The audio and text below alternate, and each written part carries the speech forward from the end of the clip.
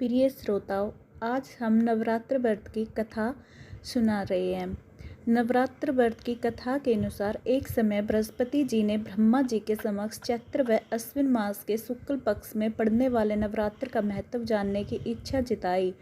इन्होंने कहा कि इस व्रत का क्या फल है और इसे किस प्रकार से किया जाता है और सबसे पहले इस व्रत को किसने किया, ये सब विस्तार से कहिए। बृहस्पति जी के ऐसे प्रश्नों का जवाब देते हुए ब्रह्मा जी ने कहा, हे बृहस्पति, प्राणियों के हित की इच्छा से तुमने बहुत अच्छा प्रश्न किया है। जो इंसान मनोरथ पूर्ण करने वाली माँ दुर्गा, महादेव, सूर्य और नारायण का ध्यान करता है वे धन्य हैं। यह नवरात्र व्रत संपूर्ण कामनाओं को पूर्ण करने वाला है।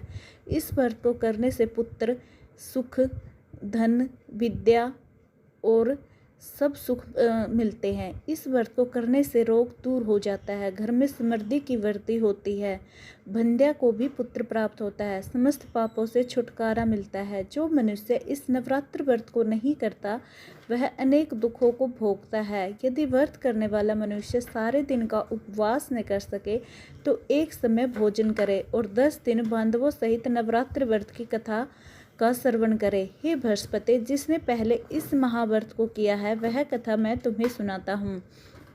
ब्रह्मा जी बोले, प्राचीन काल में मनोहर नगर में पीठत नाम का एक अनाथ ब्राह्मण रहता था। वह माँ दुर्गा का भक्त था। उसने संपूर्ण सद्गुणों से युक्त सुमति नाम की एक अत्यंत सुंदर कन्या उत्पन्न हुई। वह कन्या अपने पिता के घर में अपनी सहेलियों के साथ क्रीड़ा करते हुए इस प्रकार बढ़ने लगी जैसे शुक्ल पक्ष में चंद्रमा की कला बढ़ती है। उसका पिता प्रतिदिन जब दुर्गा की पूजा करके होम किया करता था वह भी उस समय नियम से उपस्थित रहती थी। एक दिन सुमति भगवती के पूजन में उपस्थित नहीं हुई। इसके पिता को पुत्री की ऐसी असावधानी देखकर क्रोध आया और वह पुत्री से कहने लगा, अरे दुष्ट पुत्री, आज तूने भगवती का पूजन नहीं किया है, इस कारण मैं तेरा किसी कुष्ठी रोगी या दरिद्री मनुष्य के साथ विवाह करूंगा।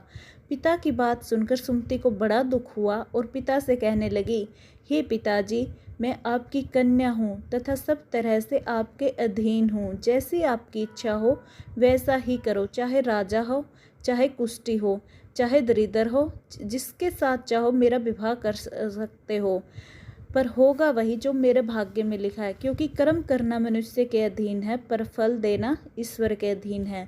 कन्या के निर्भयता से कहे हुए ऐसे वचन सुनकर उस ब्राह्मण ने क्रोधित हो अपनी कन्या का विवाह एक कुष्ठी मनुष्य के साथ कर दिया और अत्यंत क्रोधित होकर पुत्री से कहने लगा, हे पुत्री, अपने कर्म का फल भोगो, देखो भाग्य के भरोसे रहकर क्या करती हो। पिता के ऐसे कट्टों वचनों को सुनकर सुमति मन में विचार करने लगी कि ओह, मेरा बड़ा दुर्भाग्य है जिससे मुझे ऐसा पति मिला है। इस तरह अपने दुख का विचार करती हुई वह कन्या अपने पति के साथ वन में रहने चली गई और डरावने युक्त उस स्थान पर उन्होंने रात बड़े कष्ट से व्यतीत की। उस गरीब बालिका की ऐसी दशा देख भगवती ने पूर्व पुण्य के प्रभाव से प्रकट हो सुमति से कहा कि हे दीन ब्राह्मणी, मैं तुझसे प्रसन्न हूँ, तुम जो चाहो सो वरदान मांग सकती हो। भगवती दुर्गा का यह वचन सुन ब्राह्मणी ने कहा, आप कौन हैं, यह सब मुझसे कहो। ब्राह्मणी का ऐसा वचन सुन देवी ने कहा कि मैं ही आदि शक्ति भगवती हूँ और मैं ही ब्रह्म विद्या व सरस्वती हूँ। प्रसन्न होने पर मैं प्राणियों का दुख दूर कर उन्हें को सुख प्रदान करती हूँ। हे ब्राह्मणी, मैं तुझ पर तेरे पूर्व जन्म के पुण्य के प्रभाव से प्रसन्न हूँ। तुमने पूर्व जन्म का वृत्तांत सुनाती हूँ, सुनो। तुम पूर्व जन्म में निषाद की स्त्री थी और अति पतिव्रता थी। एक दिन तेरे पति निषाद ने चोरी की और चोरी करने के कारण तुम दोनों को सिपाहियों ने पकड़ लिया और जेल खाने में कैद कर दिया। उन लोगों ने तुझको और तेरे पति को भोजन भी नहीं दिया। इस प्रकार नवरात्र के दिनों में तुमने न तो कुछ खाया न जल ही पिया। इस प्रकार 9 दिन तक नवरात्र का व्रत हो गया। हे ब्राह्मणी, उन दिनों में जो व्रत हुआ उस व्रत के प्रभाव से प्रसन्न होकर मैं तुझे मनवांछित वर देती हूँ। तुम्हारी जो इच्छा हो सो मांग लो। इस प्रकार माँ दुर्गा के वचन सुनकर ब्राह्मणी बोली, अगर आप मुझ पर प्रसन्न हैं तो हे दुर्गे, मैं आपको प्रणाम करती हूँ। कृपया करके मेरे पति का कोढ़ दूर करो। देवी ने कहा, उन दिनों में तुमने जो व्रत किया उस व्रत का एक दिन का पुण्य पति के कोढ़ को दूर करने के लिए अर्पित करो। उस पुण्य के प्रभाव से तेरा पति ठीक हो जाएगा।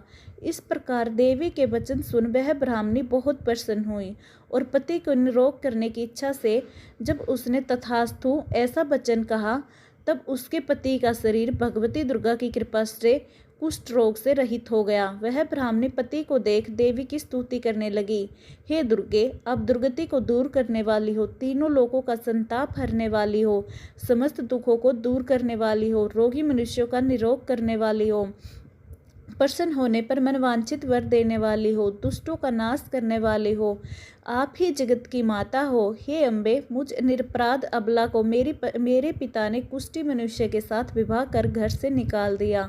पिता से तिरस्कृत निर्जन वन में विचर कर रही हूँ। आप ही ने मेरा इस विपदा रूपी से उद्धार किया है। हे देवी, मैं आपको प्रणाम करती हूँ, मेरी रक्षा करो। उस ब्राह्मणी की ऐसी स्तुति सुन देवी बहुत ही प्रसन्न हुई और ब्राह्मणी से कहा, हे ब्राह्मणी, तेरा उदालक नाम का अति बुद्धिमान, धन्यवान, कीर्तिवान पुत्र शीघ्र उत्पन्न होगा।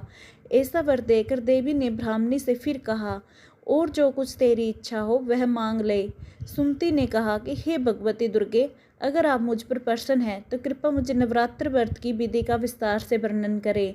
ब्राह्मणी के वचन सुन माँ दुर्गा ने कहा, हे ब्राह्मणी, मैं तुम्हें संपूर्ण पापों को दूर करने वाले नवरात्र व्रत की विधि बतलाती हूँ। चैत्र मास के शुक्ल पक्ष की प्रतिपदा से लेकर 9 दिन तक व्रत करे। यदि दिन भर का व्रत न कर सके तो एक समय भोजन करे। शुभ मुहूर्त में घट स्थापना करे और वाटिका बनाकर उसको प्रतिदिन जल से सींचे। महाकाली, महालक्ष्मी और महासरस्वती की मूर्तियां स्थापित कर उनकी विधि सहित पूजा करे। बिजोरा के फल से अर्घ देने से रूप की प्राप्ति होती है। जायफल के अर्घ देने पर कीर्ति, दाग से कार्य की सिद्धि होती है। आंवले से सुख की प्राप्ति और केले से अर्घ देने पर आभूषणों की प्राप्ति होती है। इस प्रकार फूलों व फलों से अर्घ देकर व्रत समाप्त होने पर 9वें दिन व्रत विधि विधान हवन करें। खांड, घी, गेहूँ, शहद, जौ, तिल, बेलपत्र, नारियल, दाख और कदम जैसी विभिन्न सामग्रियों से हवन करें।